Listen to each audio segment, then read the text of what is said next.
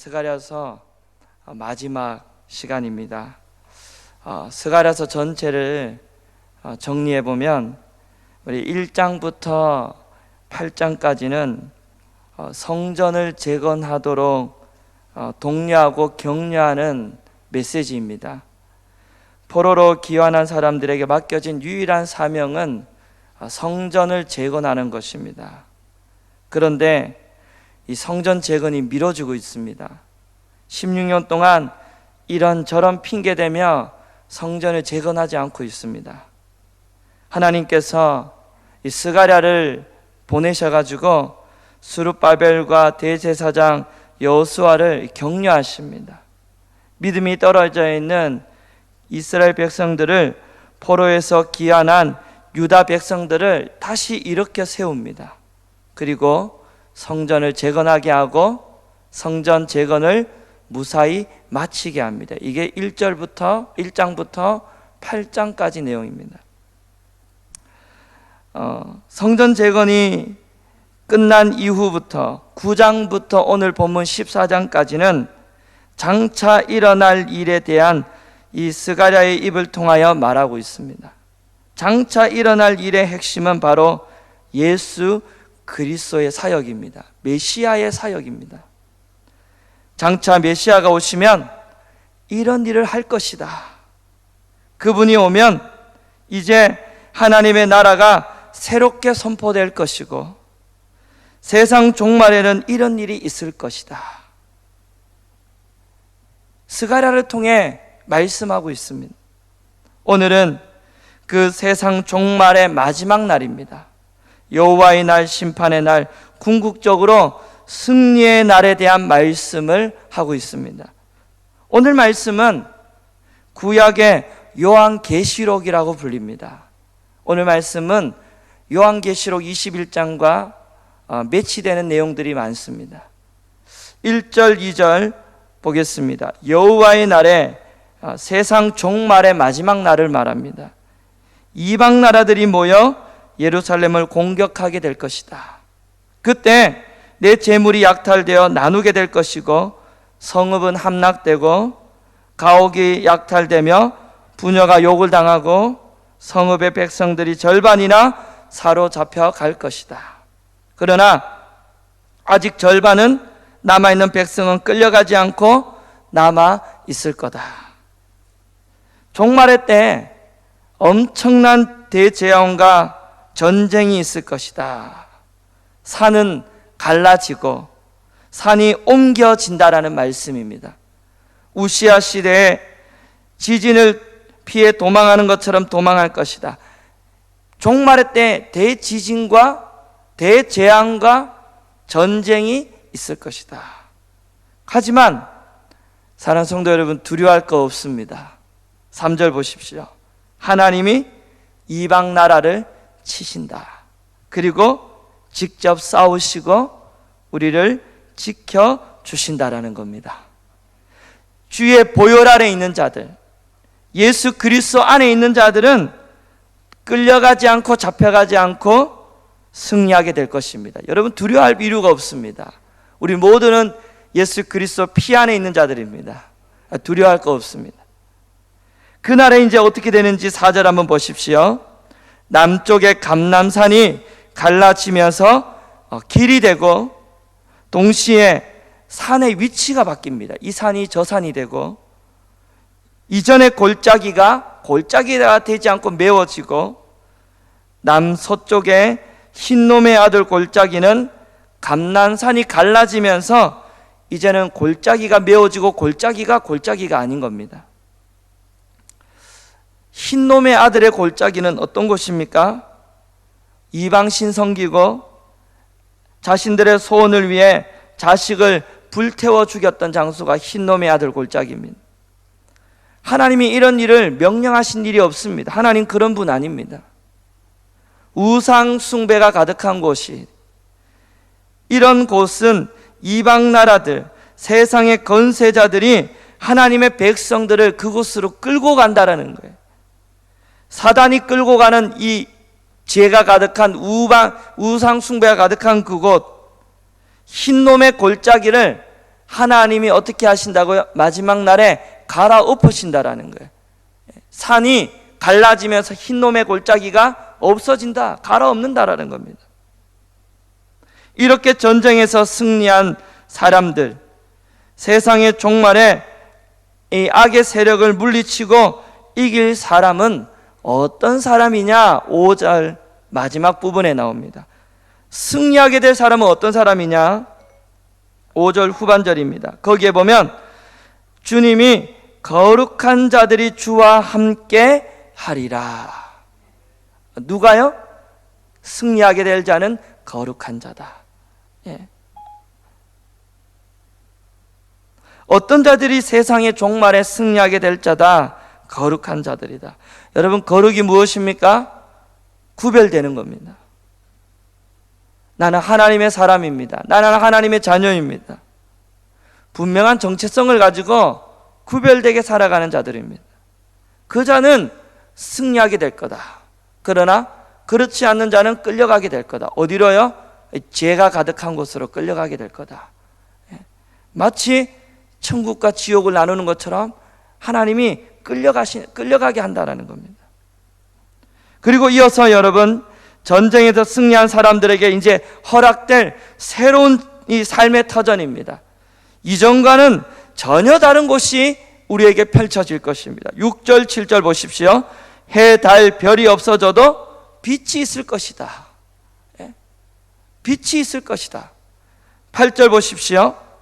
예루살렘에서 생수가 솟아나서 항상 흐른다.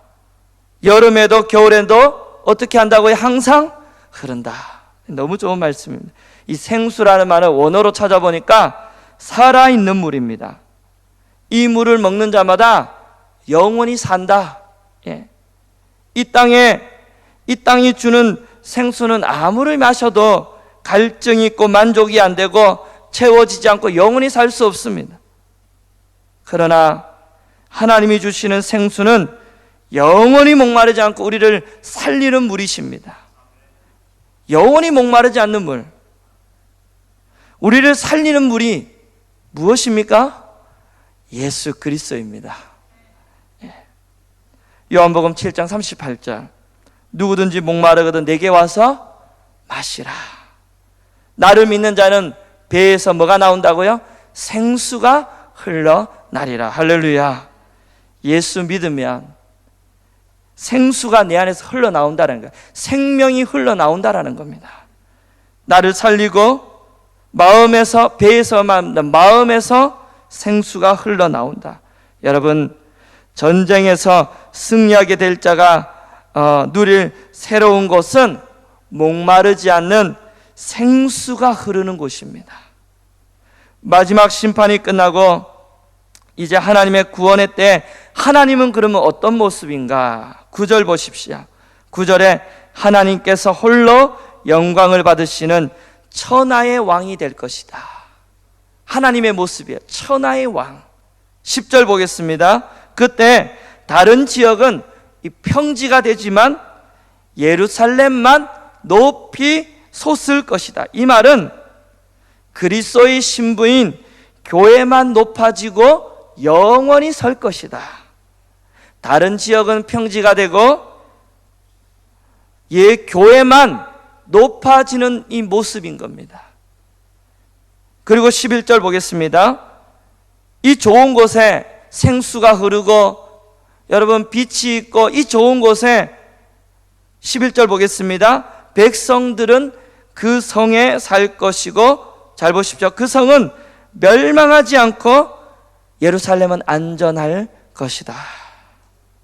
여러분, 왕이신 하나님이 통치할 거룩한 성, 새 예루살렘은 다시는 멸망이 없고 저주가 없습니다.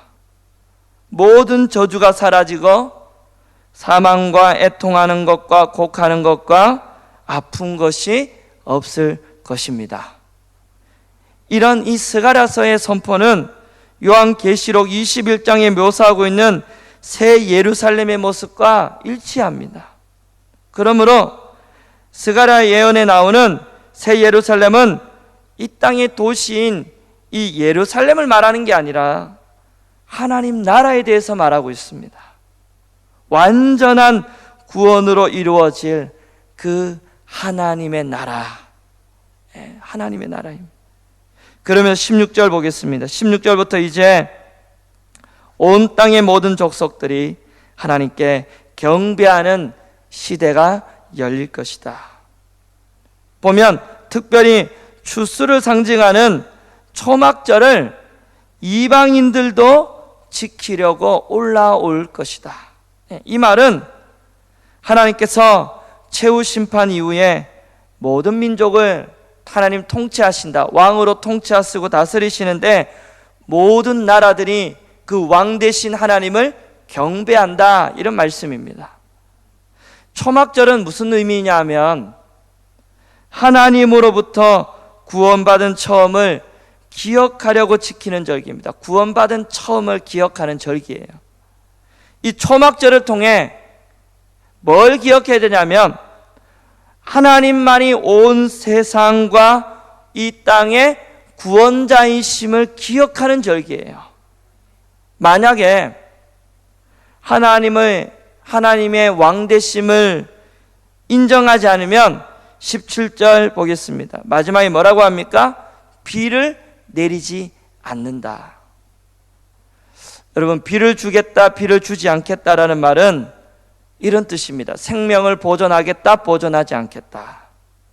단순히 비의 문제가 아니고 생명의 문제입니다. 우리 모두는 더 나은 삶을 위하여 저마다의 답을 가지고 있습니다. 그러나 성도의 답은 언제나 하나입니다. 바로 우리 하나님입니다. 우리는 하나님 말씀을 따라 살아갈 때 하나님이 가장 좋은 곳으로 인도해 주신다는 믿음이야말로 가장 정확한 정답입니다.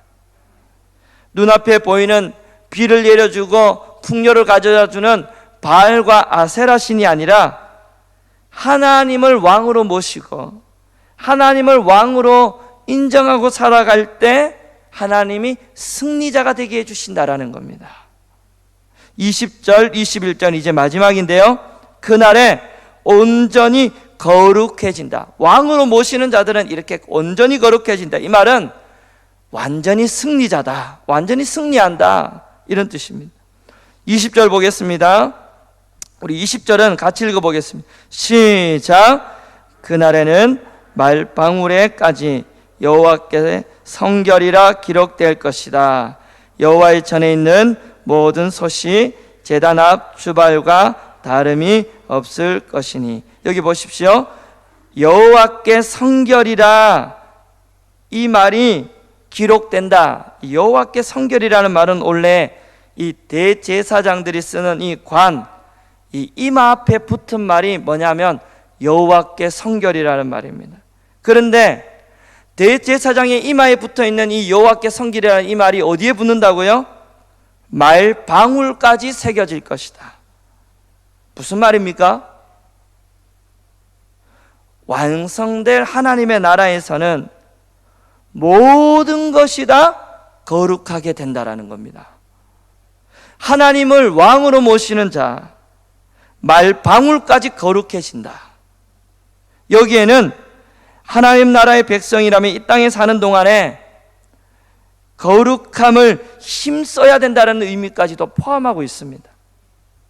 말방울까지 여호와께 성결이라고 기록되고 있고요. 이제는 보십시오. 여러분, 21절에 보면 집에서 밥에 먹는 솥도 하나님의 성물이 될지라. 이 말이 무슨 말입니까? 하나님의 백성은, 일상을 살아가는 거룩한 백성들은 여러분 구별되어야 된다는 겁니다. 결국 종말에 승리하게 될 하나님의 백성의 삶은 일상에서 거룩한 자들이에요. 이 땅을 사는 동안에 늘 거룩을 힘쓰고 그날에 우리가 거룩하게 이 땅을 살아갈 때 하나님이 그날에 우리를 완전하게 해주실 것이다라는 거예요. 이 땅은 우리가 완전할 수 없습니다. 아무리 거룩을 외치지만 우리 안에 완전한 거룩을 이룰 수 없습니다. 그러나 그날에 하나님께서 우리를 완전히 거룩하게 해주시는데 말방울까지, 밥에 먹는 속까지도 거룩하게 해주신다라는 겁니다. 사랑하는 여러분, 스가랴서가 오늘 예언하고 있는 이 마지막 날, 그날은 반드시 우리에게 도래할 것입니다. 반드시 있을 것입니다. 그날에 승리자 되려면 이 땅을 거룩하게 살아야 되는 줄 믿습니다. 구별되게 살아야 되는 줄 믿습니다. 날마다 생수 되시는 예수님을 먹고 마시고 말씀과 성령으로 날마다 거룩하게 살아가는 여러분 되시기 바랍니다. 하나님을 왕으로 모시고 살아야 돼요. 이것이 여러분 마지막 날에 승리자가 되느냐 그렇지 않느냐의 문제입니다. 하나님이 통치하실 새 거룩한 성 예루살렘은 여러분 거룩한 자들이 사는 곳이에요. 우리 모두가 이 땅 가운데 거룩을 사모하시고 거룩한 자 되기를 여러분 날마다 추구하며 살아가는 여러분 되시기를 주님의 이름으로 간절히 축복합니다. 아멘. 기도하겠습니다.